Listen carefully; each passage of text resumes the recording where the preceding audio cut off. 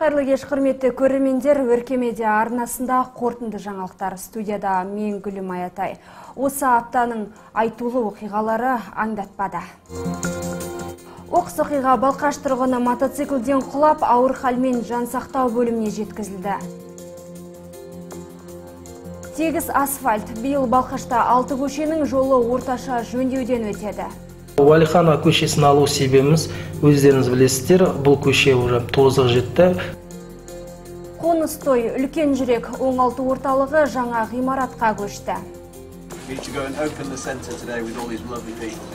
Мне очень приятно сегодня быть здесь и открыть этот центр вместе с вами и всеми присутствующими. Поздравляю вас!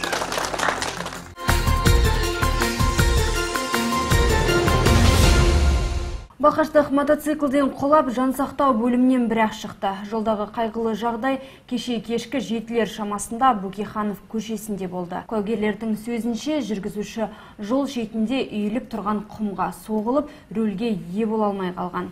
Содан көлігімен қоса құлап, жарақат алды. Қазір 32 жастағы азамат жансақтау бөлімінде ауыр халде жатыр. Мотоциклде негізі 2 адам болған. Жолаушы медициналық көмекке мұқтаж емес. Оның денсаулығына еш зақым келмеген. Қазір полицейлер жол апатының нақты себебін анықтауда. Балқашта белгісіз біреулер көл жағалауындағы жарық шамдарын сындырып кетті. Оны бірінші болып таңертең серуендеуге шыққан қала тұрғындары көрген. Содан бұл бассыздықты видеоға түсіріп, біздің редакциямызға жіберді. Вроде и ветра не было, чтобы они сами вылетели. Вот варварство какое-то. Бұзақлар бір емес, 3 шамның күл-талқанын шығарған сынған шынылар әлі сол жерде шашылып жатыр. Қазір бұл іске полиция қызметкерлер араласуда. Тұрғын үй коммуналдық шаруашылық бөлімі бұзақларды табу үшін ішкі істер бөліміне арыз жазған. Мамандардың айтуынша, бұзақлық жасалған жерде бейне бақылау камерасы орналасқан. Енді тәртіп сақшылары бейне жазбаның көмегімен кінәлілерді іздеп тауып жауапқа тартпақ. Қала мүлкі де бұзақлардың есебінен қайта қалпына келтіріледі. Мұндай факт биыл алғаш тіркелген. Қазіргі таңда біз өзіміздің күшімізбен ол сынған фонарларды қазір алып тастаймыз. Бірақ та жаңағы видео бейне бақылауда көріп отырып, кінәлі адамды тауып, сол кісінің өзіне жасататын боламыз. Қазіргі таңда қатынас хат жіберілді ішкі істер бөліміне Балқаш қаласының. Ол мекеме ары қарай өз жұмыстарын жалғастыратын болады. Өрт кезінде денесінің 40%-ін күйік шалған балқаштық тұрғын тікұшақпен Қарағандыға жеткізілді. Облыстағы Мақажанов клиникасында ер адамға операция жасалады. Ал екінші зардап шегушінің жағдайы қазір бір қалыпты. Дәрігерлер әйелдің осы аптаның соңында үйіне жіберілетінін хабарлады. Еске сала кетейік, өткен аптада Уәлиханов көшесіндегі 4-ші үйде бір бөлмелі пәтер өртеніп, 64 жастағы ер адам мен 53 жастағы әйел адам зардап шекті. Алдын ала болжам бойынша жалын сөнбей қалған темекі тұқылынан тұтанған. Содан үйдегі киім-кешек пен жиһаз жанып кетті. Пәтерде болған ер мен әйел жансақтау бөліміне жеткізілді. Екеуінің де денесі күйіп, уланып қалған. Әйел бір тәуліктен кейін травматология бөліміне ауыстырылды. Ал ер адам бір апта бойы жансақтау бөлімінде жатты. Ол емін әрі қарай Қарағандыдағы Мақажанов клиникасында жалғастырады. В данный момент самостоятельно дышит больной. Қазір науқас өздігімен тыныс алып жатыр. Есін жинап өзіне келді. Оның денесінің 40%-ын күйік шалған. Операция жасау қажет. Сол үшін Қарағандыға жібермекпіз. Қала әкімі Александр Аглиулин жастардың арасынан бір адамды өзінің көмекшісі ретінде сайламақ. Яғни таңдалған студент немесе жұмыскер шаһар басшысының жұмысымен егжей-тегжейлі танысып, қаланың басқаруға шешім қабылдауға атсалысады. Бұл туралы Александр Аглиулин кеше жастармен өткен кездесуде хабарлады. Жиында одан бөлек жастар жылына арналған шаралар туралы да сөз болды. Сонымен жастар жылы деп жарияланған 2019-да Балқашта қандай іс атқарылады? Тізбектеп өтсек. Биыл әртүрлі номинация бойынша жылда берілетін қала әкімінің өркен жастар сыйлығының сомасы 70 мыңнан 100 мыңға дейін ұлғаяды. Одан бөлек Жасыл ел бағдарламасына қатысушылар саны 45-тен 90-ға дейін артады. Айлық жалақылары 50 мың теңгені құрайды. В летнее время, сами знаете, с 8 утра до 4 часов вы можете озеленять наш город, благоустраивать, заниматься санитарной очисткой. Балқашта скауттық қозғалыс құрылады. Қазір скауттық лагерь жобасын құрастыру қолға алынды. Фантазер деген атаумен аула клубтары пайда болады. Тағы бір айта кетерлігі, кәсіп ашамын деген жастарға қала әкімінің гранты бөлінеді. Былтыр 3 миллион теңге берілген болса, биыл оның көлемі 7 миллион теңгені құрап отыр. Өз бизнес жоспарыңызды комиссия мүшелерінің алдында қорғайсыздар. Яғни комиссия мүшелерінің алдында қорғағаннан кейін, егер сіз бизнес жоспарыңыз оң бағасын беріп, көңілдеріне шығып жатса, яғни біздің қаламызға пайдасы тиетін, жастарға тиетін бизнес жоспар болатын болса, онда сіз грант иегері атанып, өз жұмысыңызды ашасыз. Ал бұл жерге енді суретшілер, әншілер, бишілер, жалпы шығармашылық адамдары жиналатын болады. Жастар ресурстық орталығының алды жазда Арбатқа айналады. Алматинский Арбатты білетін боласыздар. Сондай Арбатты біз Балқаш қаласында сіздермен бірігіп, Балқаш қаласының жастарымен бірігіп, біз осындай Хамзин атындағы мәдениет сарайының сол жағында біз Арбат жасасақ па деген өзіміздің жоспарымыз бар. Жиында оқушылар, студенттер қала әкіміне тікелей сұрақ қоюға мүмкіндік алды. Бірі туристерге арналған орталық ашылса деген пікірін білдірсе, бірі орталық саябақта қашан абаттандыру жұмысы жүргізілетінін сұрады. Енді бірі қалада университет ашса деген оймен бөлісті. Бұрын БГТУ деген болған екен, иә, қарапайым универ болған екен. Сонда универ неге тұрғызбасқа деген идея бар еді да? Пока это все в стадии рассмотрения. Пока в стадии рассмотрения, но тем не менее мы эту проблему не снимаем. Жиында қала әкімі жастар арасынан 2 адамды өзіне көмекші ретінде сайлауды ұсынды. Үміткерлерге қойылатын басты талап бастамашыл, адал әрі саналы азамат болуы тиіс. Выберите одного-двух молодых людей, или одного парня, одну девушку, два парня, две девушки, и мы будем вместе с вами работать, чтобы то, что сегодня мы говорим, попытаться реализовать вместе с вами. Вы поймете, какими рамками закона я связан. Я пойму, может, где я ошибаюсь, где не хватает моего взгляда. Вы согласны на такой эксперимент? Гүлшат Байтекешева, Серік Кесебаев, Өркен Медиа. Балқашта мүмкіндігі шектеулі балаларға арналған дамыту және әлеуметтік бейімдеу орталығы жаңа орынға көшті. Кең ғимаратты демеушілер сыйлап отыр. Тіпті ішіне жөндеу жұмыстарын жасап та берген. Толығырақ тілші материалында. Үлкен жүрек бірлестігінің тәрбиеленушілер мен жұмыскерлері қоныс тойын тойлауда. Олар бүгін 4 бөлмелі пәтерден 300 шаршы метр кең ғимаратқа көшіп келді. Жаңа орталықты демеушілер мен қала басшылары салтанатты түрде ашты. Мне очень приятно сегодня быть здесь и открыть этот центр вместе с вами и всеми присутствующими. Поздравляю вас! Енді үлкен жүрек бірлестігінде 10-нан аса кабинет бар. Бұдан былай мүмкіндігі шектеулі балалар музыкалық залда ән айтуды үйреніп, массаж кабинетінде ем қабылдайды, ал спортпен жеке залда шұғылданады. Бұл жерде көптеген кабинеттер бар. Балаларды сауықтыруға, олардың психикалық, эмоциялық жағдайын жақсартуға барлық жағдайлар жасалған. Бұл жерде жақсы мамандар еңбек етеді. Сондықтан ата-ана ретінде біз өте ырзамыз. Бірлестіктің көптен бергі арманын орындаған бірнеше компанияның басын біріктіріп отырған Қоңырат корпоративтік қоры. Демеушілер ғимаратты сатып алуға және онда жөндеу жұмысын жүргізуге 38 миллион теңге жұмсаған. Мұндай қайырымдылық рухани жаңғыру бағдарламасының аясында жүзеге асуда. Сейчас, имея это помещение, ғимараттың кен болуы біз үшін маңызды. Енді қабылдайтын балалар санын арттыра аламыз. Егер бұрында күніне 15-20 қызмет көрсетсек, енді ем алушылардың қатарын 35-40-қа дейін жеткізуге болады. Жаңа жұмыс орындары ашылады. Үлкен жүрек қоғамдық бірлестігінің тарихы 2009 жылдан басталады, ал 2011 жылы оңалту орталығы ашылады. 8 жыл ішінде мүмкіндігі шектеулі 240 бала сауықтыру орталығында сөйлеуді, өздігімен тамақ ішуді, түстерді ажыратуды және көптеген өмірге қажетті заттарды үйренді. Нәтижесінде 50 бала арнайы оқу орнына, 12 бала мектепке қабылданды. Гүлшат Байтекешева, Руслан Сепен, Өркен Медиа. Биыл Балқашта 6 көшенің жолына орташа жөндеу жұмысы жүргізіледі. Мамандар сәуір айының ортасынан бастап іске кіріспек. Тізімге іліккендердің бірі Уәлиханов көшесі. Жол түгелде емес, Рысқұлов көшесінен Қадыржановқа дейін жөнделеді. Одан кейін Байсейітова, Қарамендеби мен Желтоқсан көшесінің аралығына асфальттау көзделген. Тағы бірі Молдағұлова. Жөндеу жұмыстары Лениннен басталып, Желтоқсан көшесіне дейін жалғасады. Одан бөлек Қоңырат мөлтек ауданында 3 көшенің жолы жаңартылады. Атап айтсақ, Алтынсарин, Балхашская және Зайцев. Жалпы алғанда 4 километр жол орташа жөндеуден өтеді. Құрылысқа мемлекет қорынан 188 миллион теңге бөлінген. Оның 70 миллион теңгесі облыстан, қалған 117 миллион теңге жергілікті бюджеттен. Бұдан бөлек биыл 10 көшеде ойықтарға толы жолдар жамалады.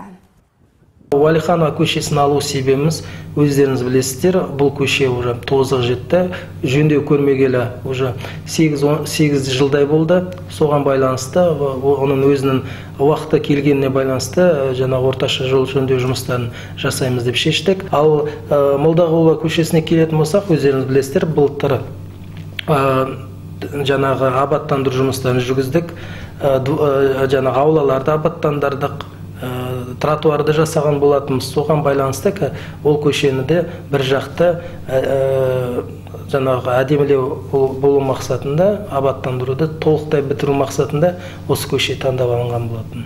Хабарымызды әрі қарай жалғастырамыз, келесі бөлімнен көретіндеріңіз. Мамандық иесі атан, Балқашта құтқарушы болғысы келетін талапкерлерден құжат қабылдау жүргізілуде. Төтенше жағдайлар комитетінің бөлімшелеріне қызметке жіберіледі. Білек күші Балқаш тұрғыны қол күрестен республика чемпион атанды. 2 ай қалғанда қатты тыңғылықты дайындалып, неделесіне 3 рет, 4 рет спортзалға барып дайындалып. Жыртқыш құс Балқаштық тұрғын үйінде лашын асырауда. Лашын жаратылыстан қашаған құс, өткен тәкаппар құс.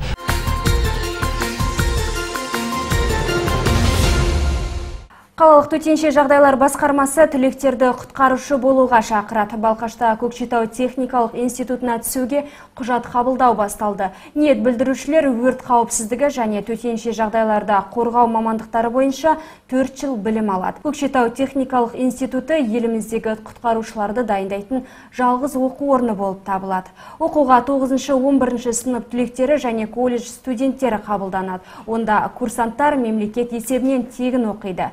Әрі оқу аяқталғанша киім-кешекпен 3 мезгіл аспен және шәкіртақымен қамтамасыз етіледі. Одан бөлек каникулға барарда жол ақысы төленеді. Алайда үміткерлерге қойылатын талап жоғары. Оқу орнына түсу үшін медициналық және психофизиологиялық тексерістен, полиграфиологиялық зерттеуден сүрінбей өту қажет. Талапкерлердің физикалық дайындығы да жоғары болуы тиіс. Ал білім деңгейі ОБТ және кешенді тестілеудің қорытындысына қарап сараланады. Қазір төтенше жағдай бөлімінде үміткерлерден құжат қабылдау басталды. Институттың күндізгі оқу бөліміне 25 жасқа толмаған азаматтар, орта білімі бар және әскери қызметке және оқуға денсаулығы жарамды азаматтар қабылданады. Институтты бітіргеннен кейін түлектерге арнайы лейтенант, азаматтық қорғау лейтенанты атағы беріледі және Қазақстан Республикасының ішкі істер министрінің төтенше жағдайлар комитетінің бөлімшелеріне қызметке жіберіледі. Балқаш тұрғыны пәтерде жыртқыш құс асырап отыр. Сұңқар тұқымдас лашынды Жұмағазы Мұхамеджанов оңтүстік Қазақстаннан әкелген.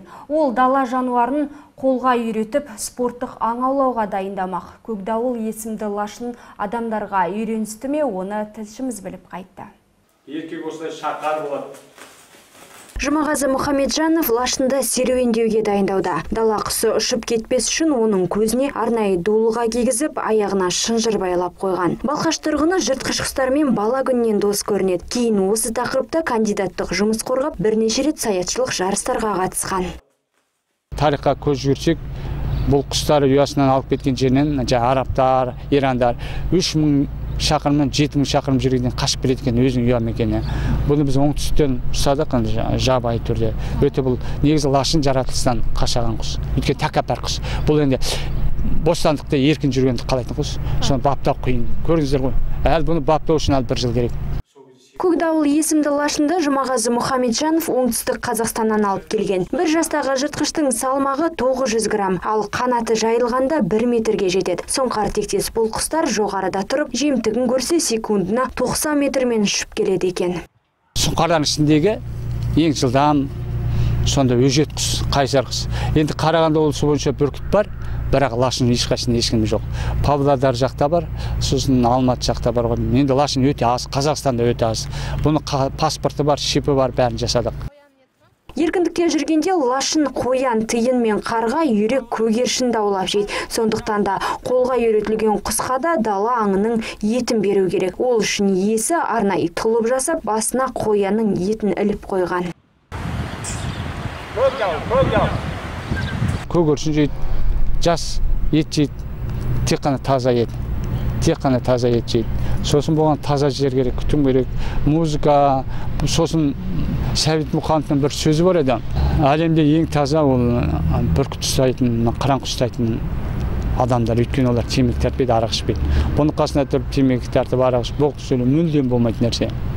Балқашқа келгенне 2 күнде ғана болған көкдауылды иесі жарысқа дайындауда. Жаттықтыру жұмыстарын ашық алаңда өткізеді. Жалпы лашындар 14-16 жыл өмір сүреді. Ал қолға үйретілгендері 25 жылға дейін жүруі мүмкін. Бастысы күтімі жақсы болуы керек. Гүлмай Атай, Руслан Сепен, Өркен Медиа.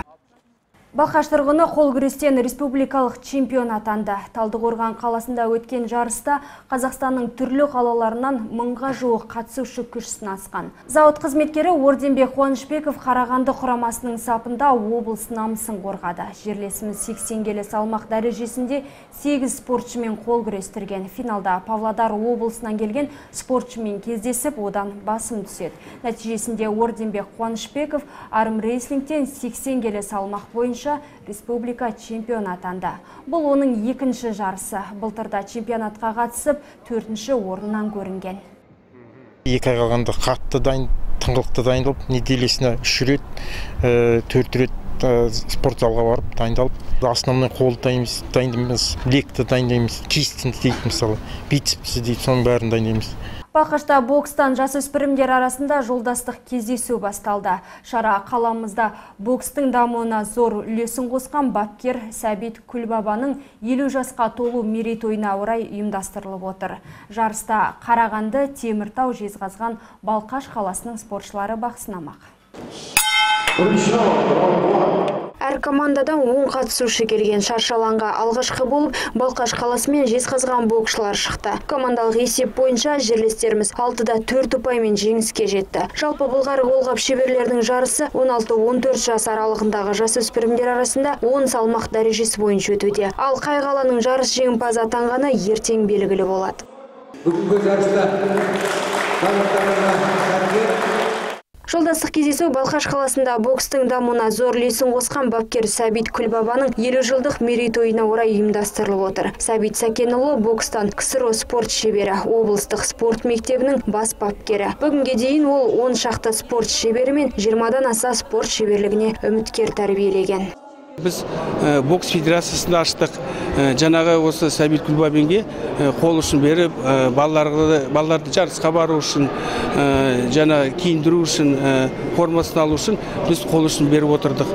Ал қазір енді міне сол Сәбит Күлбабен өзінің шәкірттері осы өзінің ұстазына ел жылдығына деп арнап осындай кездесу өткізіп жатыр.